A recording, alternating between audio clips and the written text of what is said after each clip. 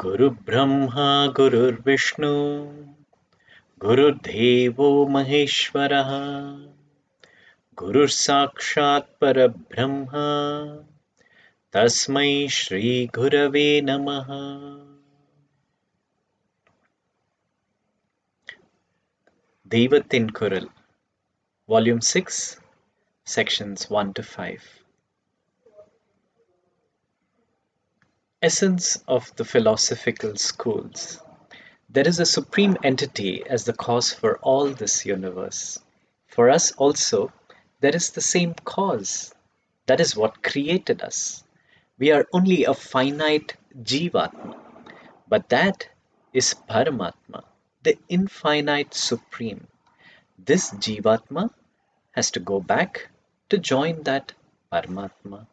Only then this samsara, the repetitive cycle of birth and death, the tortures to which this karma subjects us, and the unending turbulence in the mind will all end, and we may reach the state of eternal happiness.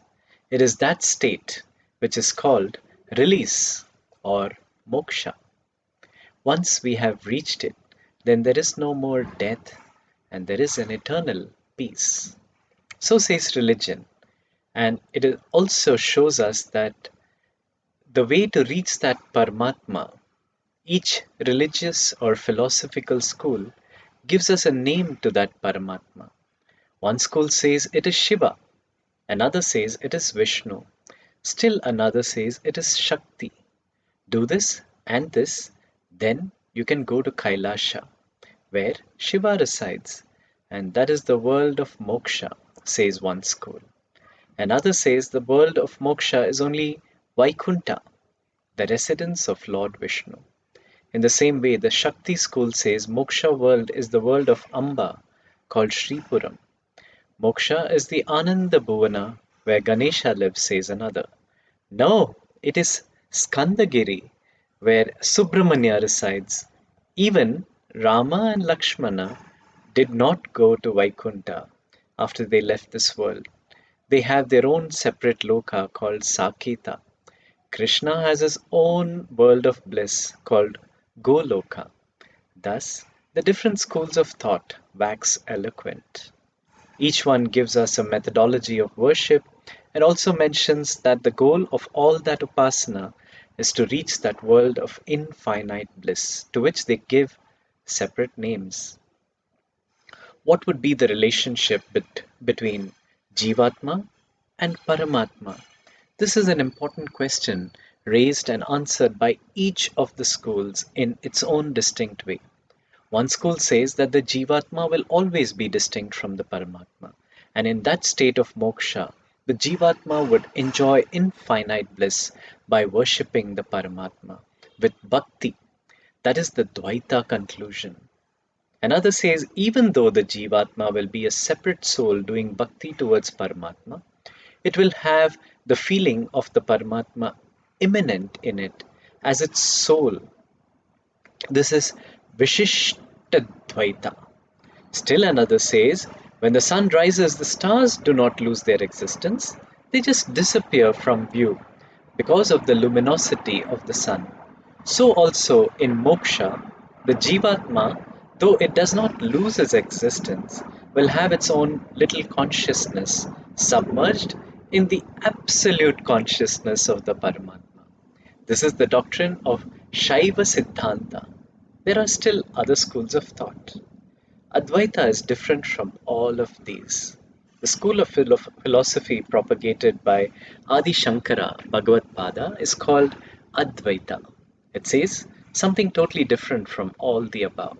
It discards all the talk about the Jivatma escaping from this world, from this samsara, about the Jivatma going and joining the Paramatma, and all the consequent underlying assumptions about this world, and the so called world of moksha and the relationships between the two. There is no such thing as this world, it is only Maya. Moksha is not a place or a world.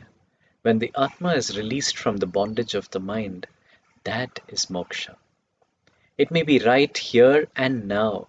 One can be released. even when alive, not necessarily only after death. He whom we call a jnani may appear to be living in this world, but in reality he is in moksha. There is no such thing as the union of Jivatma and Paramatma. A union occurs only when there is more than one, only when there are two, any question of relationship between the two arises. In truth, the Jivatma and Paramatma are not two distinct entities. Atma is one and one only. It is itself by itself. Other than itself, there is nothing. The self being the self as such is what it is. That is called by the name Nirguna Brahman. However, what that Brahman as the support and at the same hiding that very support, there appears a Maya show as if it is a magic show in the form of this universe. The movie appears on the support of the white screen. There is no show without the screen. Still, that very show hides the screen itself, which is its support. The screen has in no way been affected. It is still the screen and it remains as the screen. In the case of Brahman, there is an additional mystery. On one side, Brahman remains as Brahman, but on the other side, by its own Maya Shakti, it has become several individual jivas, each with a distinct inner organ, Antakaranam. By a proper sadhana, if we can dispose of this Antakarana, the jiva itself turns out to be Brahman. In other words, there is no union of two things called Jivatma and Paramatma. The one knows himself as the other. The same entity that does not know its own real nature thinks of itself as a jiva and knows of itself as Brahman when the real nature is known. There are no two entities. It is Brahman that has the name Jiva when there is the bondage with the mind, and when the bondage is thrown off, it remains by itself as itself. Thus, no one gets united with someone. There is no question of relationship here. Where is the question of relation of ourselves with ourselves? It is the release from this bondage that is called moksha. So there is no place for calling it a different world or place of moksha. This is the bottom line of Advaita. One may wonder, dispose of the mind. We are ourselves Brahman, that is moksha.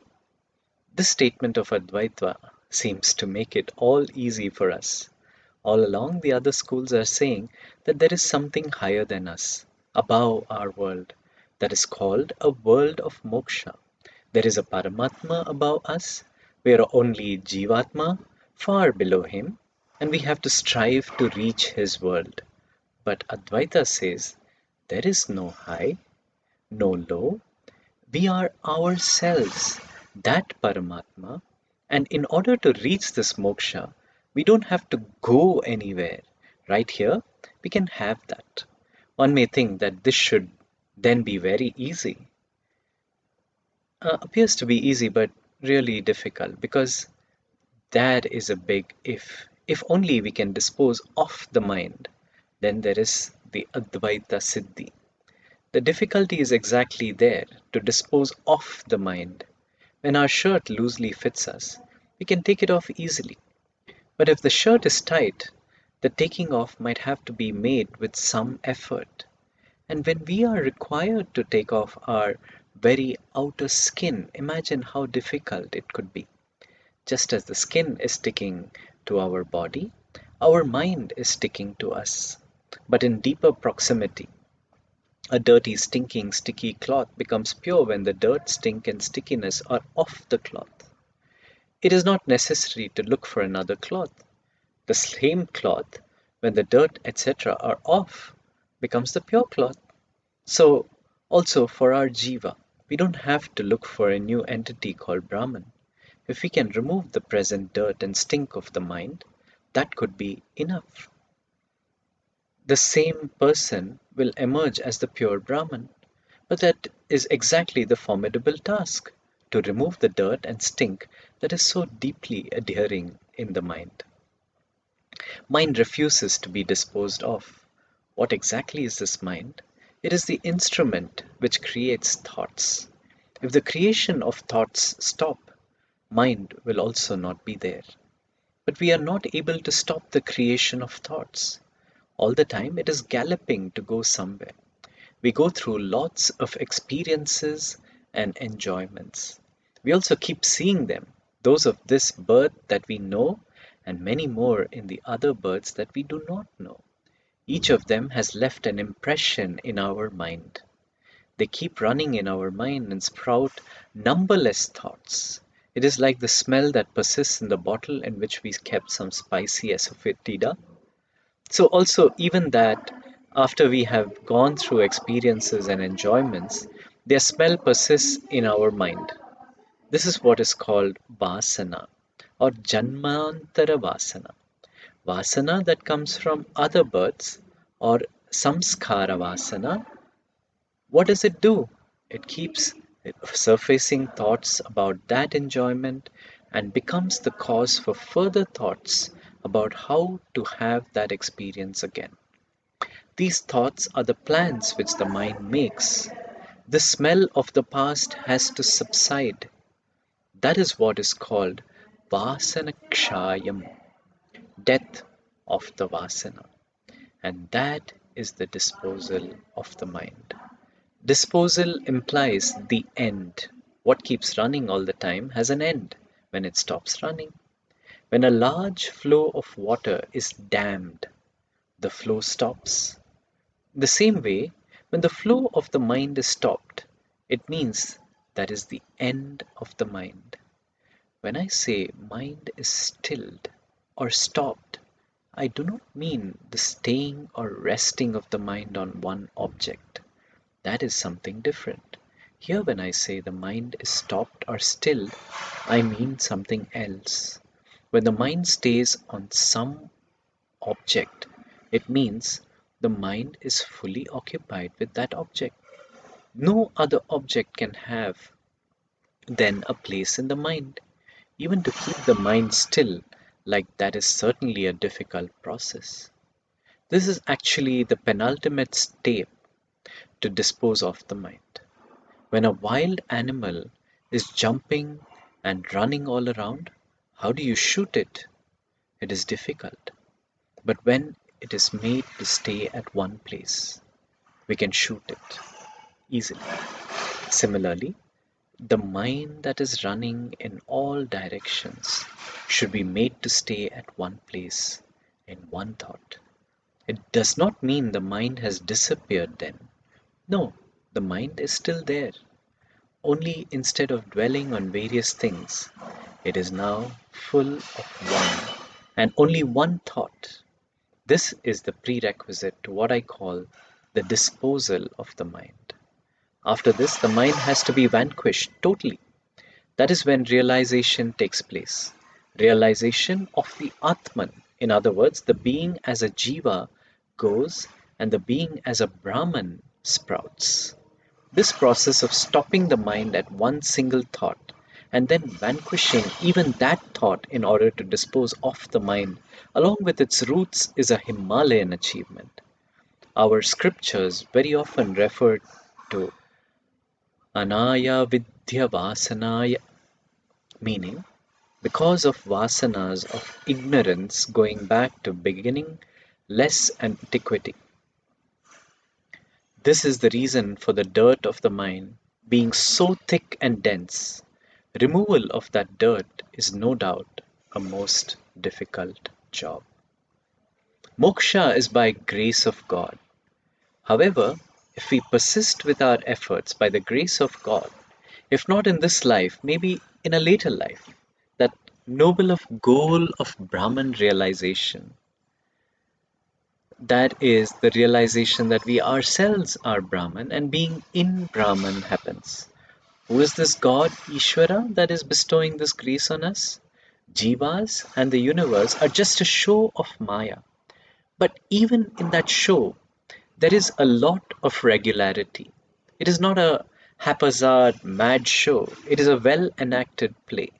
The mind, which is a part of this play, Maybe weird in its ways of dancing hither and thither, but the entire universe of the sun and the stars down to the smallest Paramanu's vibration within the atom are all happening with a fantastic regularity.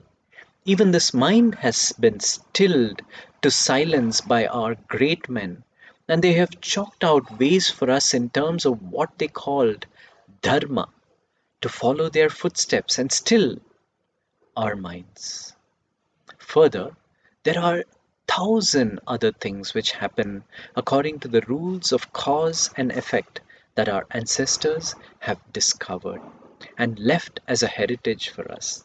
The affairs of this universe are happening in spite of us, according to some schedule chalked out for them so that we may live in peace. If we observe all this carefully, maybe from the absolute point of view, everything is a Maya. But in the mundane world of daily parlance, there is an admirable order that must have been initiated or chalked out by a very powerful force, far more powerful than all the powers that we know. That power is what is called Ishvara or God. It is Brahman that, in association with Maya, even the words in association with are wrong, for Brahman does not work and so does not associate itself with anything. So we should more precisely say appearing to be in association with is the Ishvara that monitors and manages both the universe and the jivas. It is in his control all this world of jiva rolls about.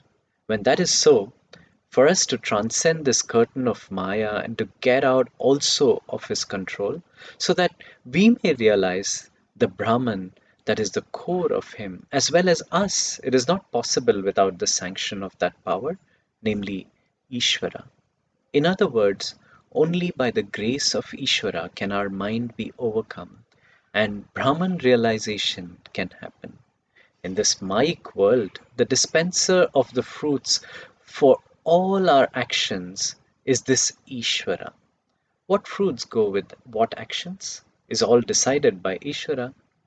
Every single action of ours has a consequence, and the dispenser of this consequence is the same Ishvara. It is this cycle of actions and the cycle of the fruits of our actions that results in our revolving recurrence of new and newer lives. Only when karma stops may we ever hope to become the karmaless Brahman. What prompts the jiva to be involved in karma is the mind.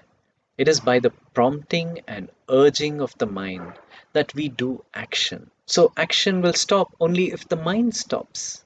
But the mind refuses to stop. How can a thing destroy itself by itself? Can a gun shoot itself out of existence?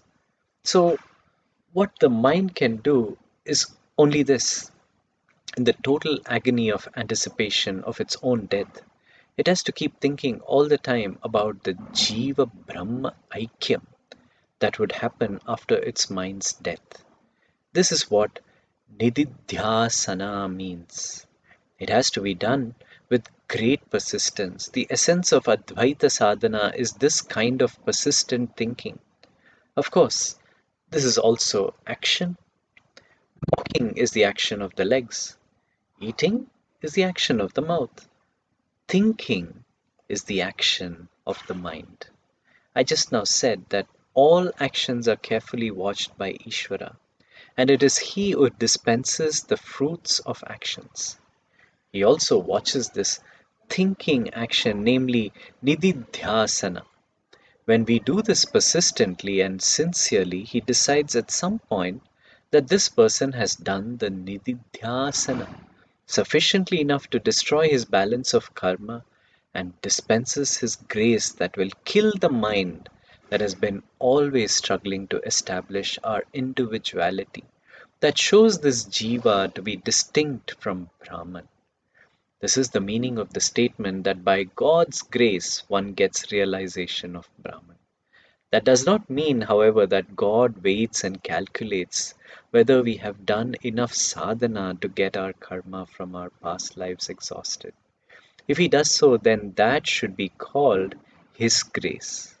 A mechanical calculation like a trader to balance the positive and negative sides of our work does not deserve the name of grace. Love, sympathy, compassion, forgiving, and allowing for marginal errors. Only these will constitute what is termed as grace or anugraha. The word anugraha may also be interpreted as follows. The prefix anu stands for concordance or conformity, also continuance. The word graha connotes to a catching up.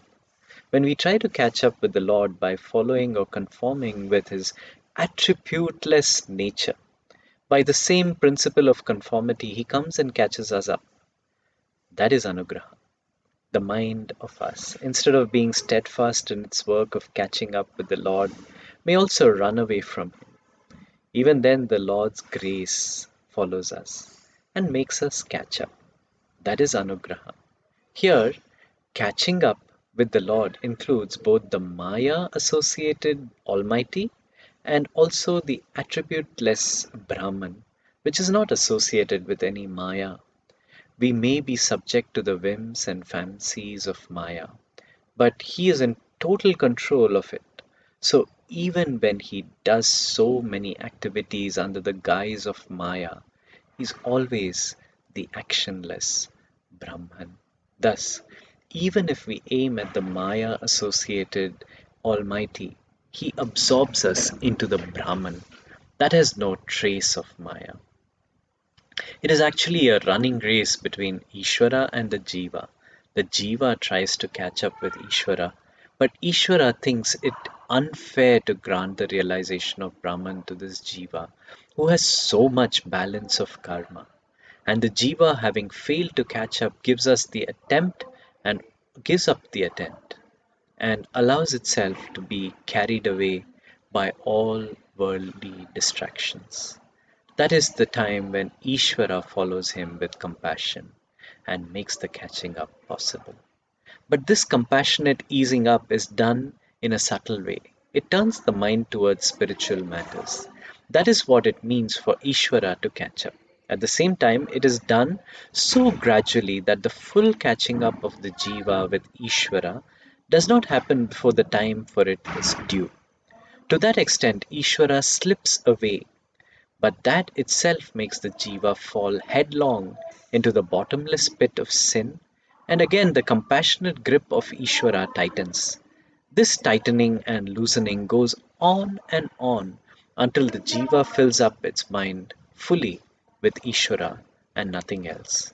And that is the time for the consummation of the anugraha. The Lord is called Karma Phaladhata, the dispenser of the fruits of actions. Like the decision of a judge, he has every right to be very strict in his dispensation of justice. When he does so, we have no right to fault him for his strictness, but he does not do it that way. He very often condones our failings with a supreme compassion. He is neither too strict nor too lenient in his dispensation of justice. When the supreme most status is granted to us, it is not fair to expect him to grant it without any concern whether the grantee deserves it well enough. Justice may be tempered by the mercy, but it cannot go to the extent of denial of justice. In all these, it does not stop with just doing out the punishment for the karma done. It is in fact supplemented by the process of destruction of all pending karma, end of the mind, and finally the benefit of Brahman realization. With such a prospect, the condoning or forgiving nature of Ishvara cannot be expected to go too far. It takes time, but effort has to be started. There are two categories, Jnanavan and Jnani. Both are above the level of an ordinary human being. A Jnanavan, by learning and hearing, has convinced himself that the Atma that is called Jivatma is nothing but Brahman itself. and is trying hard to bring that knowledge into one's own experience. A jnani, on the other hand, has gone to that peak of realization of that knowledge as own experience. The jnanavan who is making efforts to have that Brahman realization reaches me, says the Lord, only at the end of several births. Bahunam Janmanam Ante Jnanavan Mama Prapadyate. Bhagavad Gita, chapter 7, verse 19. Here, reaches me means he attains the consummation of the realization that Atman is Brahman. At another place, Bhagavad Gita, chapter 6, verse 45, he says, Aneka Janma Samasiddhis Tato Yati Param Gatim, meaning slowly graduates to perfection only by several births. Even this attainment of realization after several births happens only by His graceful hand that lifts us up. Otherwise, the Bahu of chapter 7, verse 19, and the Aneka of chapter 6 and verse 45 will be several times larger. The reason is the goal is great and grand. To become Brahman is something really great, but the one who wants to win that high prize is so small. Naturally, it has to take several lifetimes. Just to conquer another kingdom like his own, a king has to make elaborate preparations for war. When that is so, for a small man to win over the kingdom of Brahman realization, he has to take enormous efforts. It is the kingdom of the Atman that the Jiva is set out to conquer. From one point of view, the whole matter appears simple. We are not aiming for the kingdom of heaven in Vaikuntha or Kailasa, which are far away from us. What we are aiming is to know ourself, to know what is within us. Just to be what we are is the goal. There should not be any difficulty here because we are being asked to be what we are and nothing more. When it is said that way, it looks simple, but when we attempt it, we come to know there is nothing more difficult than this sadhana. It is like walking on razor's edge, says the Katha Upanishad. But don't lose heart, adds the Upanishad. Wake up. There are excellent teachers to guide you. Even if it be razor's edge, you can walk on it and come out successful. Thus, the Upanishads speak of the difficulties of the path, but also give you the path. The Guru's Guru of our Acharya has also talked of these in very formidable terms.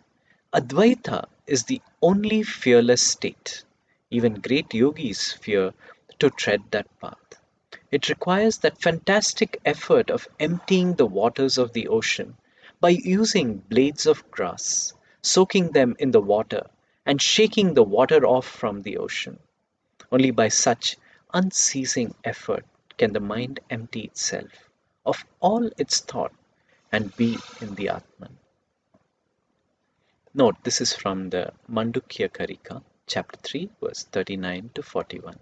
At the same time, what we learn from this is that to be the real self instead of the false self, it is so difficult. The false self is the mind, a creation of Maya. The real self is the truth, that is Brahman. It may take many lifetimes. It may be very difficult and long, but the effort has to start right now. The more you postpone it, the life cycle will get more extended. Suppose we don't start this ascent of the spiritual ladder now. What do you think will happen? We will be continuing to commit further sinful activities, and these will accumulate more and more dirt and trash in the mind. More lifetimes have to be spent. That is why I said the effort has to start right away in order to escape from this life cycle. I said just now, escape from this life cycle. I also said efforts have to be done. These two together constitute the definition of sadhana. Instead of doing certain things in a haphazard fashion, as and when the mood or the occasion arises, those great ancestors of ours who have reached the goal have prescribed for us specific methodologies for us to walk that path is what is called sadhana.